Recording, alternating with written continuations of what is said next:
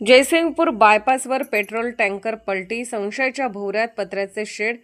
Jaysingpur railway station पलीकडील नवीन Sangli Kolhapur बायपासवर hotel signature जवळ मंगळवारी दुपारी पेट्रोलने भरलेला टँकर पलटी होऊन लाखो रुपयांचे नुकसान झाले.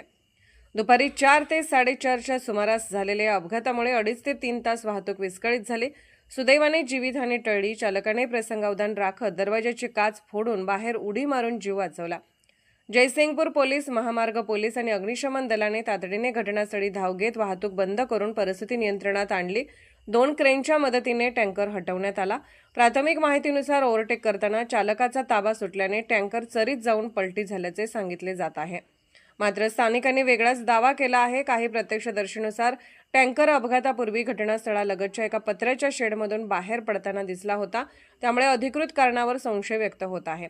या शेडमध्ये नियमितपणे पेट्रोल डिझेल टँकरची ये-जा होत असल्याची चर्चा असून इंधन अफरातफर किंवा तस्करीचा संशय व्यक्त केला जात आहे. त्यामुळे संबंधित तेल कंपन्या, मिरज डेपो प्रशासन आणि स्थानिक पोलीस प्रशासनाने तातडीने चौकशी करून वस्तुस्थिती समोर आणावी अशी मागणी स्थानिकातून होत आहे.